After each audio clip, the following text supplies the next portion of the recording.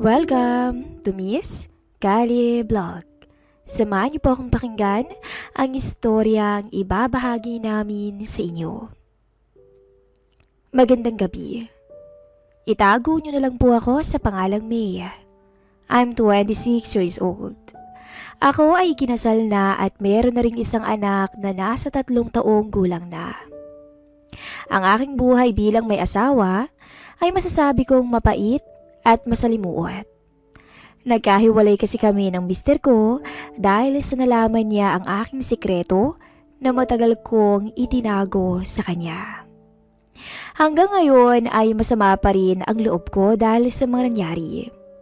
Labis akong nagsisi dahil sa kabila ng kabutihan ng aking asawa ay hindi ko ito nasuklian. Pero sa kabila nun, marami akong natutunan simula nang magkahiwalay kami ng mister ko. Naalala ko man siya paminsan-minsan, pero kailangan kong mag-move on. Iniisip ko na lang na baka hindi talaga ako yung babaeng nararapat sa kanya dahil hindi ako naging kontento sa naging takbo ng relasyon namin. Nang magkahiwalay kami ng asawa ko, ay naisipan kong magpakalayo at lumipat sa Laguna. Malayo sa pamilya niya at sa kanya. Nangupahan ako sa isang apartment kung saan nakilala ko ang mag-asawang Karen at Darren. Katabi lang ng unit ko ang unit na inuupahan nila. Si Karen ay isang housewife lang at ang mister niyang si Darren ay isang pahinante ng isang service truck na bumabiyahe araw-araw sa Laguna. Sa una ay hindi ko alam kung paano magsisimula, lalo't mayroon akong anak na hindi pa pwedeng maiwang mag-isa sa apartment. Mabuti na lang at hindi ako nahirapan sa paghahanap ng babysitter dahil nagpresenta si Karen na siya na lang muna ang mag-aasikaso sa aking nag-iisang iho. Bagong kasal lang kasi sila ng kanyang mister, kaya ng panahon na yon ay wala pa silang baby. Malaki ang utang na loob ko kay Karen dahil kung wala siya ay hindi ako makakahanap ng trabaho. Lumipas ang isang buwan ay natanggap ako bilang bank teller sa isang bangko, hindi kalayuan sa apartment na inuupahan ko. Madali lang ako natanggap sa trabaho dahil may karanasan na ako sa ganoong trabaho. Sa katunayan nga ay naging manager ko ang dati kong mister. Hanggang sa niligawan niya ako at hindi nga nagtagal ay kinasal kami. Halos magkasing edad lang kami ni Karen. Kaya naman nagkasundo kami kaagad. Lagi nga niya akong binobola na ang ganda-ganda ko raw. At wala raw si itsura ko na may anak na ako. Hindi naman sa pagmamayabang, pero maarte talaga ako pagdating sa katawan ko. Kaya napanatili ko ang kaputian at kinis ng aking kutis. Minsan nga, pansin ko na madalas akong pagmasda ng palihim ng kanyang asawa kapag nasa kanila ko. Pero binaliwala ko na lang yun dahil sanay naman na akong pagtinginan ng mga lalaki sa daan. Kapag weekends, madalas kong ipasyal ang aking anak. Minsan sumasama rin sa amin si Karen kapag wala ang mister niya, kaya naman naging mag-best friend talaga kami. Minsan nga, kung anong bilhin kong damit, ay bumibili rin siya. Magkaiba nga lang ng kulay. Nakakatuwa ang naging samahan namin ni Karen. At halos lahat ng istorya ng aking buhay ay naikuwento ko na rin sa kanya. Madalas kasi siyang mga magtanong tungkol sa buhay ko. Madalas ginagabi rin ako sa kanila pag sinusundo ko ng anak ko. Nag-i-stay pa ako noon ng mahigit 1 oras para lang makipagkwentuhan kay Karen. Ewan ko ba? Ganun yata talaga ang mga babae. Minsan ay muli akong napatambay sa unit nila. Mag-aalas 8 na ng gabing yun. Anong oras ba darating ang mister mo? Tanong ko dahil late na at napansin kong wala pa ang asawa niya. Naku, mamaya pa yung darating. Sagot niya naman. Merong pinuntahang birthday party dun sa kanyang kumpare. Dagdag pa niya. Bakit hindi ka sumama? Tanong ko. Naku, ayoko nga sumama. puro sila mga lalaki doon. Tsaka magiinuman lang naman yung mga yun, no? Sabi niya nang may biglang kumatok sa pinto. Pinagbuksan ito ni Karen ang pinto. Habang ako naman ay inaayos ko na yung mga gamit namin para kami makauwi na ng baby ko. Paglingon ko sa pinto, si Darren nga yung dumating. Ang kanyang mister. Maya-maya lang ay biglang niyapo si Karen ang kanyang mister at pilit na sinuyo ng halik. Ano ka ba? May tao? Nandyan pa si Nami. Pagtutol ni Karen sa mister. Napalingon si Darren sa akin habang siya ay nakayakap. Nagsalubong ang mga mata namin. Tila nangungusap ang mga mata niya na para bang may gustong ipahiwatig. Ilang segundo lang at nahuli kong napasulyap to sa aking legs. Medyo nakaramdam ako ng hiya, kaya medyo iniiwas ko ang sarili ko sa harap niya. Pasensya na, Mi. Sabi nito sabay kalas niya kay Karen. Naku, wala yun. Para naman kayong bagong kasal dyan. Biro ko na lang sa kanila. Ganyan talaga yung si Darren pag nakainom. Pagbukas mo pa lang ng pinto, yayakapin ka na kaagad. Sabay lalambingin. Sabi naman ni Karen. May itsura din si Darren. Moreno at batakang pangangatawan. Palibasa laging babad sa araw. Ang sabi sa akin ni Karen ay nasa edad 35 pa lang to. Pero mukha lang 40 dahil sa uri ng kanyang trabaho. O siya, uuwi na kami. Ginabi na kami at baka makaistorbo pa ako sa inyo. Muli kong biro sa kanila. Nang makauwi, pinatulog ko muna ang aking anak. Tsaka ako nag-shower muna para maibsa ng pagod sa trabaho. Pagka-shower ko ay wala pala akong dalang damit pambihis. Kaya nakatawel lang ako nang lumabas ng banyo. Habang pinapatuyo ko ang damit ko, ay binuksan ko muna ang TV sa may sala at naupo muna ako sa may sofa. Maya-maya lang ay may ingay akong naririnig sa pader na parang may bumabangga rito. Sa isip-isip ko naman, gabi na. Imposibleng merong maintenance na nagre-repair. Kaya naman bigla akong napatakbo sa bintana. Dahil baka may tao. Pero nang tingnan ko ay wala naman. Hanggang sa marinig ko ulit ang ingay na yon at nakumpirma ko nga na nanggagaling yun sa pader sa may sala sa tapat ng unit nila Karen. Tsaka ko lang naisip, nakawarto pala ng mag-asawa ang kabilang side noon. Napaisip ako ulit. At hindi ko alam kung bakit biglang inilapit ko yung tenga ko sa pader. Gusto kong makasiguro kung anong nangyayari sa kabila. At dahil sa medyo may kalumaan na yung apartment, kaya siguro konting kilos lang ay rinig na ang ingay. Hanggang sa makumpirma ko nga na abala ang mag-asawa sa kama. Para akong nainggit at nadala sa aking manarinig. Ewan ko pa. Siguro dahil matagal na rin akong sabik sa kama. Mag-iisang taon na rin kasi simula nung magkahiwalay kami ng aking asawa. Nainggit ako nun kay Karen. Dahil alam kong sa puntong yun ay baliw na to sa kakaibang alapaap na matagal ko nang ninanais na muling matamasa. Namalayan ko na lang ang sarili ko na napahaplos sa aking katawan. Hanggang sa tuluyan akong napatingala sa kisame ng gabing yun. Kinabukasan, maaga akong umuwi galing sa trabaho, kaya dumiretso na agad ako kina Karen.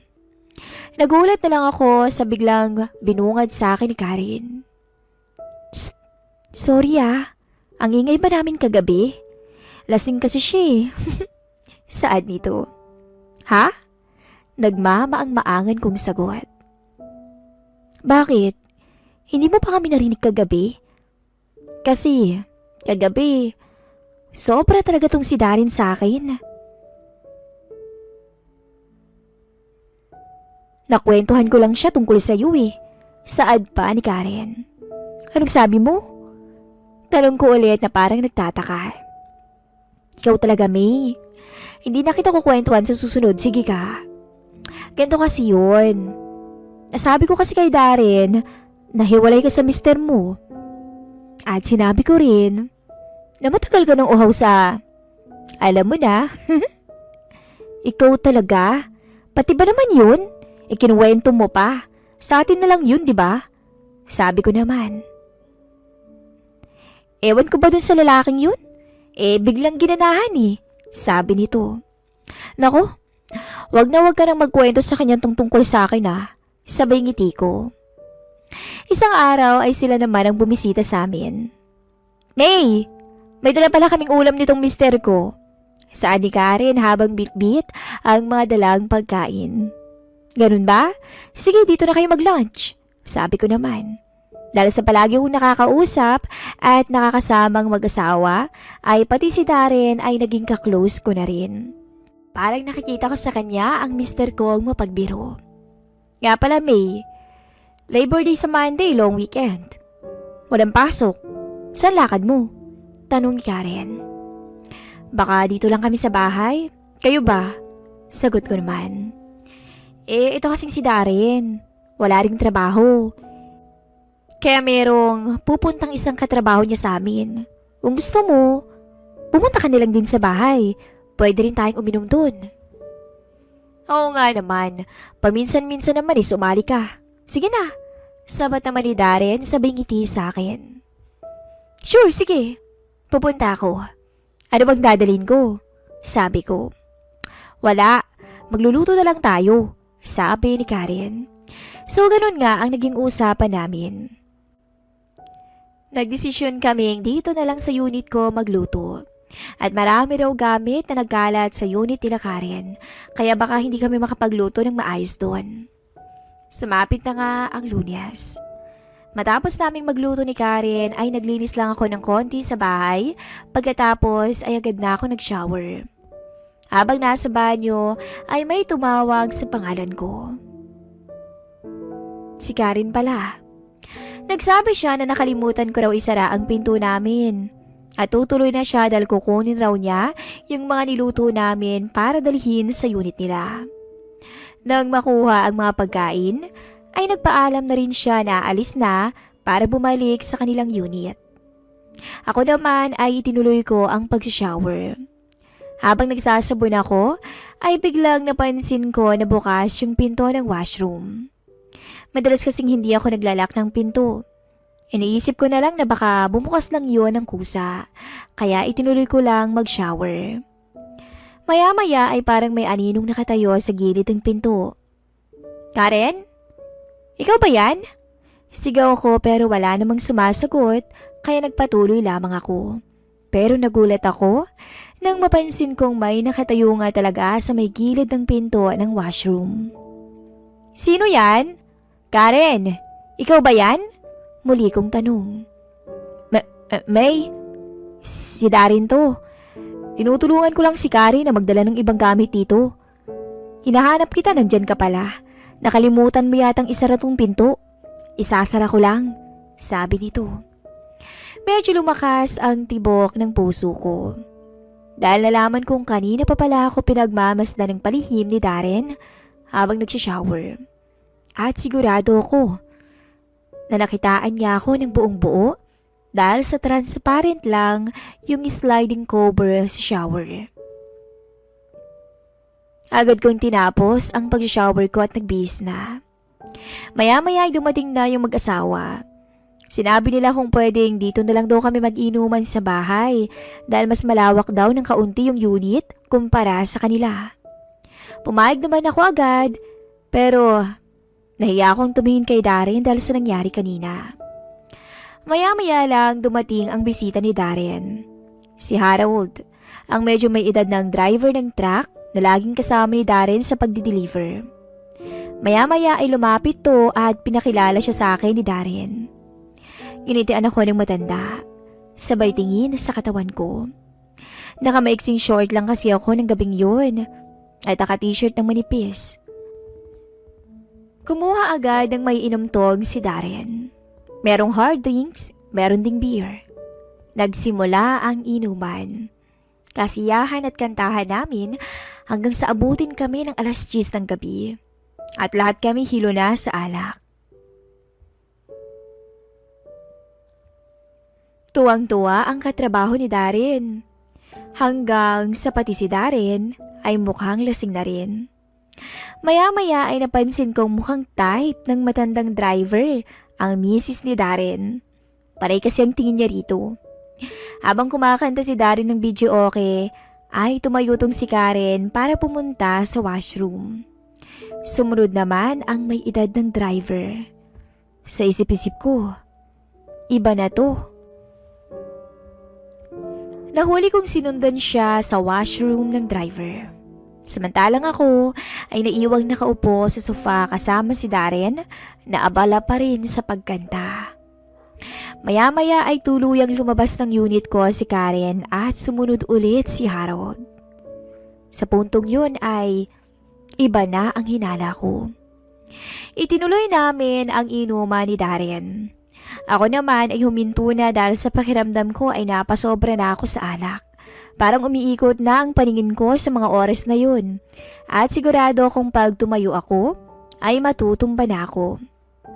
Nang tumagal ng ilang minuto ay napansin na rin sa wakas ni Darren na nawawala ang kanyang misis at ang kanyang katrabaho na si Harold. Nasaan sila? Nasaan sila Karen at Harold? Tanong nito sa akin. Lumabas sila eh, sabi ko. Ha? Gulat nitong sabi. Si Karen, uuwi lang daw saglit? Okay, sige. Saglit lang susundan ko, sabi niya. Wag na. Wag. Pagpigil ko. Bakit? Wag ka nang sumunod. Babalik din yun. Gusto kong itago ang kaibigan kong si Karen sa kalokohang ginagawa niya. Sabi ko na eh. Duda ako kay Harold. Yung mga tingin niyang yun sa misis ko. Sabi ni Darren na mukhang naghinala na rin. Masama ang loob ni Darren sa oras na yun. Pero sinabihan ko siyang huwag mag-isip ng kung ano-ano. Maya-maya, napatingin siya sa akin ng matagal.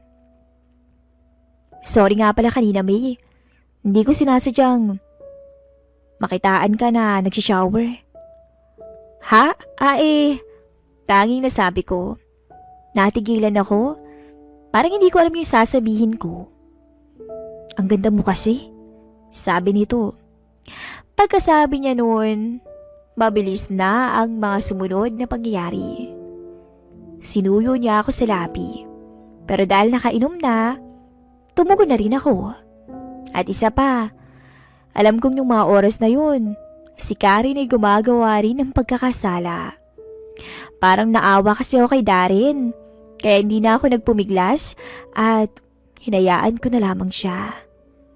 Sa isip-isip ko, napakaswerte naman ng lalaking to. Maya-maya lang ay tumayo siya at hinila niya ako patungo sa aming silid. Wala na ako sa sarili ko ng mga oras na yun. Dahil aminado akong languna ako sa alak. Pagdating sa kwarto, ay tinulak ako agad ni Darren sa kama. Halos masira ang manipis kong t-shirt sa gigil na pahinante. Hanggang sa namalayan ko na lang ang aking sarili na yumayakap sa matipunong pahinante. At sa huli, ay kusa akong ibinukas ang mga binti ko para sa kanya. Halos magdilim ang paningin ko nang tuluyang umuga ang matibay na kama. Tumalab na ang halo-halo naming ininom na lalong nagpaalab sa aking pagkatao. Wala na ako sa sarili ko sa oras na yun. At ang tanging alam ko lang ay walang sawang nagpapakasasa kami ni Darren ng gabing yun. At sa puntong yun, pumikit na lang ako at hinayaan na lamang si Darren sa anumang naisin nito. Pero nagulat ako nang ibukas ko ang aking mga mata dahil sa ibang boses na ang naririnig ko. At nagulat na lang ako nang ang matandang driver na pala ang nasa aking harapan. Muli akong napapikit dahil sa kalasingan. Ngunit alam kong nag-uusap si Harold at Darren. Pinagkaisahan nila ako. Hindi ko alam kung paano nangyari yun, pero para sa isang katulad kong uhaw, ay di ko minasama na sa isang gabi ay dalawang lalaki ang sabay na nakinabang sa akin. Kinabukasan, naisip ko yung mga nangyari sa amin ng pahinante at ng matandang driver. Pinaglaruan nila ako, pero di naman ako nagalit. At pumabor din naman sa isang katulad kong walang asawa. Pumunta ako kila Karen at tinanong ko to kung bakit hindi na siya nakabalik nung gabing yun. Ang sabi niya naman, sumuka raw siya ng sumuka dahil sa sobrang nainom, kaya hindi na siya nakabalik pa. Tinanong ko pa siya kung si Harold ay sinundan siya. Pero ang sagot niya ay hindi naman daw. Pero nakita niya tong nagyosi lang sa labas. Nakonsensya tuloy ako sa nagawa ko sa kaibigan kong si Karen. Akala ko kasi ay sinundan siya ni Harold at may ginawa silang kababalaghan. Pero wala pala. Simula noon, umiwas na ako sa mister niya. At mabuti na lang ay hindi ako nadisgrasya ng dalawang yun. Dahil kung nagkataon, ay malaking gulo na naman yun. Bigla ko tuloy naalalang ginawa sa akin ni Mang Fred. Kaya ako nabuntis at nagkahiwalay kami ng mister ko. Hanggang dito na lang po ang ating istorya. At salamat sa mga nakinig.